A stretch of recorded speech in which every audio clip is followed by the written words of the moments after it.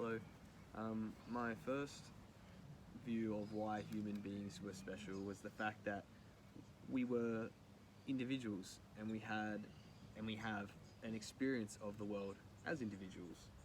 Um, and from this, there's a practical ramification, is the fact that we can predict the world around us by applying internal processes. So we can improve our survivability, evolutionarily speaking. Um, the way this is developed essentially put into question the entire question itself is what I find to be what makes us special necessarily ours, and that is consciousness itself. So Simone de Beauvoir explains the experience of ambiguity, and that is the place at which she explains being to be aware that it wants to be and considers it being, that it is now separate from the original source of its desire. And that creates sort of a split in, I don't know, a dimension that creates a sort of a wall or a barrier or a contrast, and the line of that contrast is where consciousness emanates out of.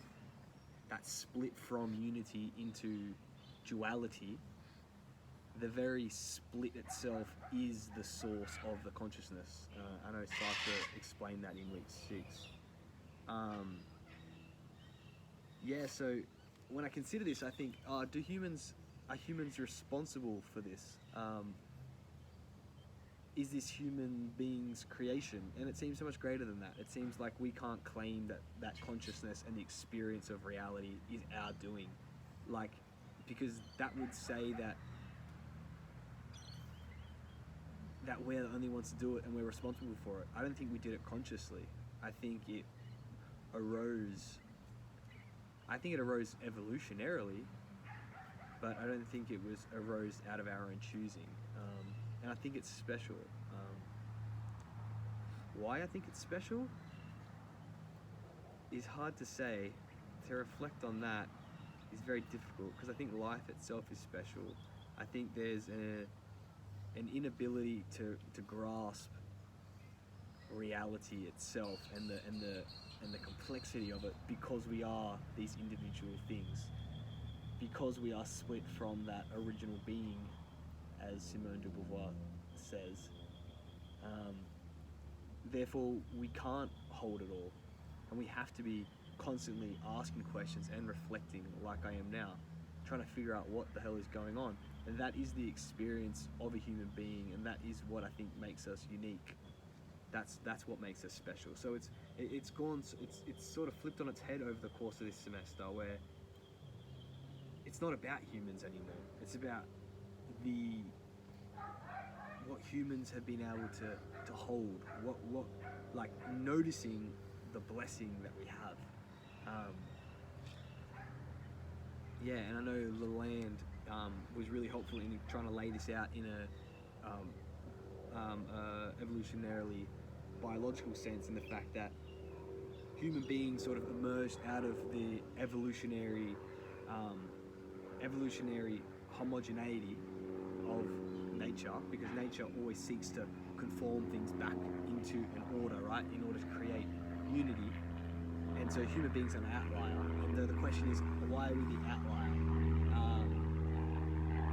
And that's interesting in itself, because it seems to be the internal capacity created more evolutionary pressure through a societal expectation to be able to perform certain tasks. And if you couldn't perform those certain tasks, you were no longer useful to the tribe. And so, first of all, you have an unconscious evolutionary pressure that is sort of within our genetics and within just survival, primal instincts. But then there's a cultural drive that's a secondary evolutionary pressure that is self-imposed between human beings and ourselves, that if you can't hack it within the society, you cannot exist within the society, and therefore you will die out. And so, because human beings need to because human beings need to,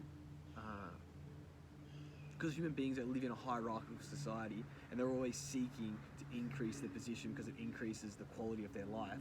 Therefore, the system of the culture is always trying to seek perfection and improvement, and this compounds the effect of an evolutionary development, and that you could argue helps to make consciousness arise in human beings.